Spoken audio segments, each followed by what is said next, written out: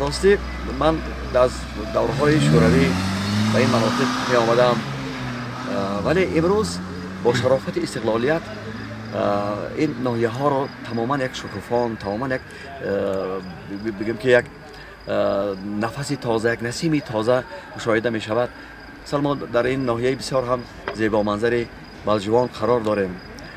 اینقدر آبادی و اینقدر پیشرفت و اینقدر رشد و نمو را می بینیم. این منظرهای طبیعت بیشتاسهای بلجوان با کوشش و غیرت این جوانمردان این ناحیه اینقدر آباد و زیبا شده است و باز هم به این منظرها زیبایی دیگر ضم کرده است.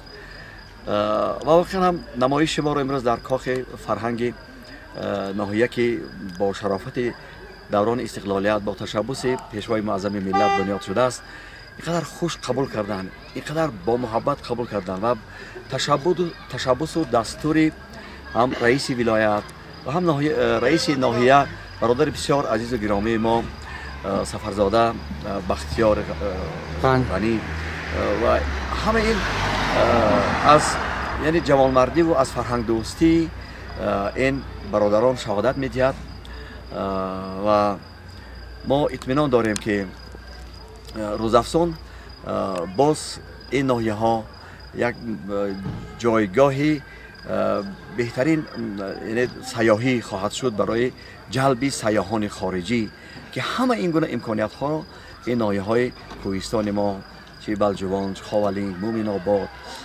ناحیه مثلا همدانی یا همه این ناحیه های این منطقه یعنی که همه قدر امکانیت های دارن. اینجا اینقدر شخصیت های بسیار برومند، بسیار ایجادکاران، اهل هنر به کمال رسیدند و نسل امروز این منطقه نیست سزاوار و شایسته پدر و بابایان خود هستند و در چهره آنها ما آینده و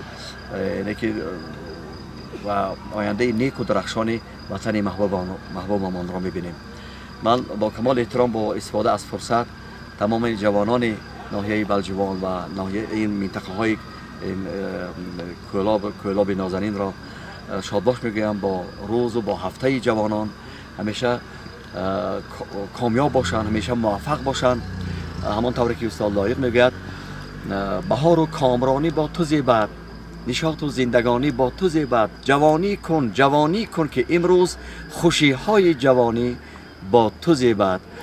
و همه این دوران استقلال و همه این دستاوردها، همه این پیشروی ها و شرافت اون غمخواری ها و اون همه دلسوزی های فرزند برومند ملت پیشوای معظم ملت امام علی رحمان است که برای همه‌مان مبارک باشد و به قدر این آسودگی، به قدر این صلح و صلاح، به قدر این شکوفایی و آبادی ها باید هر لحظه و هر ساعت برسیم و شکرگزار باشیم. سلامت باش. خوش آمد به ناحیه بلجوان. سلامت.